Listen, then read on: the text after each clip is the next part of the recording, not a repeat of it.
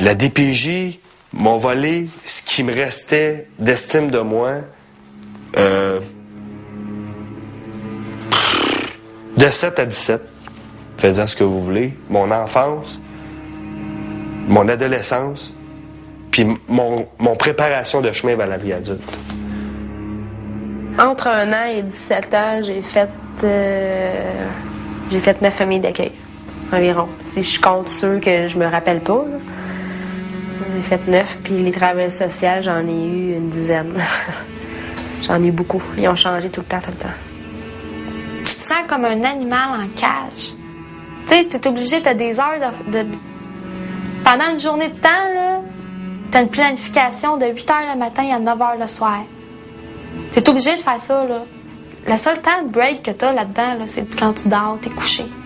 C'est quand tu te retrouves toute seule dans ta chambre la nuit, il fait noir, il n'y a aucun son. Tout ce que tu entends, c'est le pas des agents à corridor qui passent. Puis tu voudrais juste pouvoir parler à tes parents ou voir tes amis. Puis penser que c'est pas dans combien de temps tu vas sortir de là.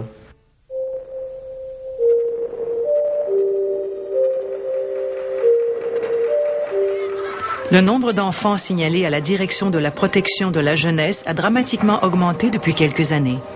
Comme Michel, Annie, Valérie et Sean, plusieurs d'entre eux ont été abandonnés, négligés, abusés sexuellement ou carrément maltraités. Mon père était quand même assez jeune. Ma mère était mineure. C'était un peu pour ça aussi. Ma mère voulait une fille. Je suis pas capable encore, à 28 ans, de comprendre pourquoi parce que tu veux une fille, t'abandonnes ton enfant au bout de 2, 3, 4, 5 mois, ce que je me suis fait dire. Fondée sur la reconnaissance des droits de l'enfant, la loi sur la protection de la jeunesse est entrée en vigueur il y a 25 ans, en 1979. Le plus grand acquis de cette réforme est sans aucun doute le droit des enfants d'être protégés de la cruauté, de l'abus, des mauvais traitements et de la négligence grave, avec l'obligation pour tous les citoyens du Québec de signaler une situation.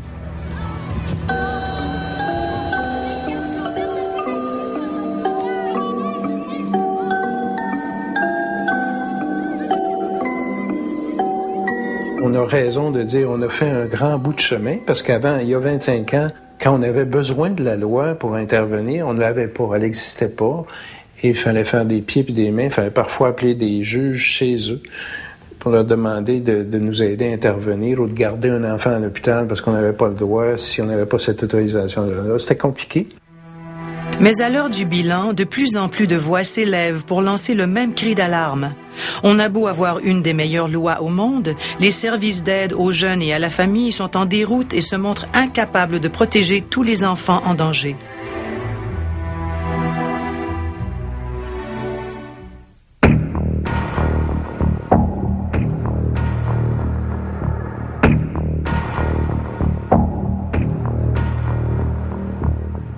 Dans le monde de l'enfance en difficulté, il y a une problématique de confidentialité. Problématique parce qu'il y a un côté positif dans le sens de conserver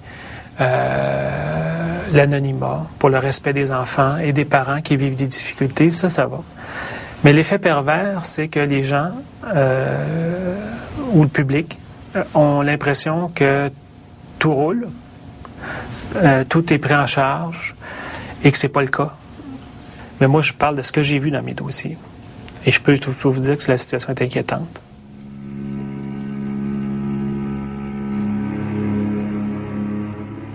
Les jeunes de ce film ont tous passé de nombreuses années dans les couloirs de la DPJ. Devenus adultes, ils ont choisi de sortir du silence pour raconter ce qu'ils ont vécu. Au-delà des critiques et des reproches, leurs histoires sont extrêmement troublantes et soulèvent de nombreuses questions sur le sort des enfants confiés à l'État. Aujourd'hui, c'est ça que je comprends pas pourquoi ça m'est arrivé. Qu'un enfant se retrouve comme ça dans un système qui est vraiment pas fait pour un enfant. Vraiment pas, là. C'est un système que... Je m'excuse des mots, là, mais que je donnerai à personne. Je voudrais même pas mon chien, la DPJ s'occupe de mon chien. Il te garage d'un bord puis d'un autre puis t'as l'air de numéro. Ce qui a été le plus dur dans la DPJ, c'est qu'ils se foutent complètement de ce que les enfants pensent. Puis pour eux autres, là, les enfants, c'est des menteurs, puis ils en mettent plus qu'il y en a, mais ils s'en foutent complètement. Ce qui a été le plus dur, c'est de me faire étiqueter comme ça. Je me suis fait étiqueter, puis me faire... La réputation que j'ai pu avoir dans le dossier, j'étais comme un monstre, là, comme on me décrivait. Là. J'étais comme une folle, là, on n'aurait jamais pu laisser un enfant dans mes bras. C'était compromettre la sécurité de l'enfant, le laisser dans mes bras. C'est ça qu'on marquait. Puis ça, là, ça me faisait tellement mal, parce que je savais. Je le savais, puis au début, il n'y avait personne qui me croyait. J'étais toute seule dans cette histoire-là. Personne me croyait. Tout le monde était contre moi. Tout commence par un professeur qui remarque un bleu, un médecin qui soupçonne un abus, un voisin qui signale un cas flagrant de négligence.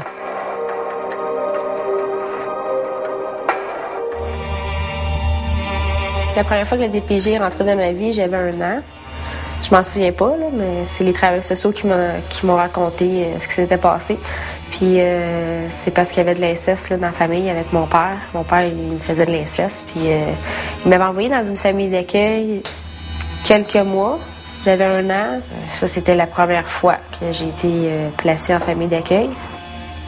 Le premier move, c'était que mon père a appelé la DPJ, qui a dit que j'étais un enfant à problème, que ça n'allait pas nulle part. Ni à l'école, ni à la maison, ni avec mes amis voulaient tous me planter parce que j'étais un petit baveux. Ça a commencé... Quand mon père m'a appris ça, je le croyais pas. Il a dit... Pour moi, je m'allais dans un camp de vacances. Il a dit, tu vas aller réfléchir 1 mois, puis après ça, on va se reparler. Je rentre dans le système de la DPJ.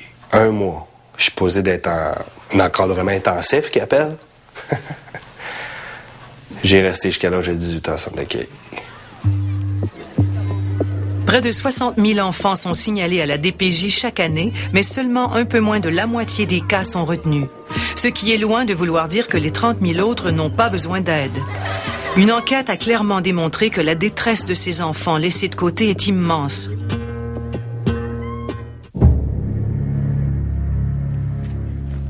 Depuis quelques années, les erreurs de signalement et d'évaluation à la DPJ ne cessent de faire les manchettes des journaux. Bavure, inertie, manque de ressources ou système surchargé. À maintes reprises, la Commission des droits de la personne et des droits de la jeunesse a blâmé la DPJ pour avoir manqué à ses responsabilités. Mais plus inquiétant encore, 1 enfant sur 4, dont le cas est porté à l'attention de la Direction de la protection de la jeunesse, a déjà fait l'objet d'un signalement ou d'une prise en charge au cours des 4 années précédentes.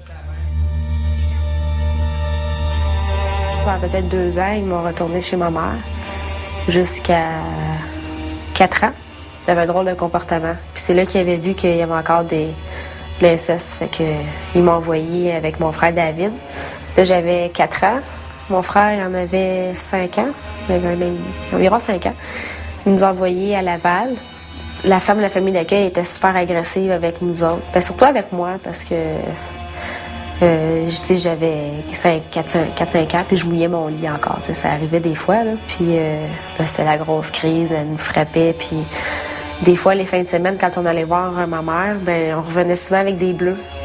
Puis mon père téléphonait à la DPJ pour lui dire « Écoutez, là, mes enfants, ils reviennent avec des bleus, c'est pas normal. » Puis ils n'ont jamais rien fait. On est resté là 2 ans de temps. Puis vers 6 ans à peu près, là, la gardienne de la famille d'accueil nous avait fait garder par son neveu. Le soir, ben, il avait essayé de me faire des attouchements puis tout ça. Puis j'avais eu super peur. J'étais montée en haut voir mon frère. Puis mon frère m'avait dit ben, reste avec moi, tu sais, faut pas que ça se reproduise. C'est un système qui se protège. C'est un système qui assure sa sécurité et son développement en premier. Et quand on essaie finalement de monter soit des reportages ou soit d'essayer d'avoir des témoins lors d'émissions, les gens ne veulent pas témoigner parce qu'ils ont peur de représailles. Ils ont peur de perdre leur emploi ou ils ont peur de se faire tabletter. Alors que la DPJ a la mission de soutenir les familles en difficulté, de plus en plus de parents lui reprochent ses interventions brutales et autocratiques, des méthodes qui lui valent son surnom de police de la famille. Quand ça fait pas leur affaire, là, ils peuvent te l'enlever ton enfant. Puis la DPJ, c'est la police des enfants. Eux autres, ils rentrent chez vous, là, de même, là, puis je t'enlève ta fille, là, ou je t'enlève ton gars. Tel l'enlève ton gars, c'est pas long. Si tu veux pas, il appelle la police. C'est une travailleuse sociale. Elle a le droit de tout faire. La première intervention commence en général par un jugement. C'est un peu normal parce qu'il y a un signalement, on va à la maison, on juge si c'est pertinent ou pas. Donc c'est déjà faussé au départ parce que le parent donnera pas l'information requise et va déjà se sentir jugé. Et là, il y a une espèce d'escalade de jugement l'un après l'autre qui dénature, dans le fond, le type de soutien qu'on doit donner à une famille. La plus grande faiblesse de ces systèmes-là, c'est la qualité du lien à établir avec une personne. Normalement, les gens en difficulté devraient voir ou percevoir les gens qui viennent les voir comme des sauveteurs. Et les gens ont tendance à être perçus plus comme des pitbulls que des sauveteurs, et c'est pas normal, ça. Alors, c'est ça. Celui qui va avoir la décision, le dernier mot, c'est le juge. Alors, il va falloir que... Moi, mon rôle, finalement, c'est de te mettre en scène devant le juge. Essayer de voir comment que tu peux lui expliquer ta situation et essayer de trouver une solution là, qui va faire ton affaire.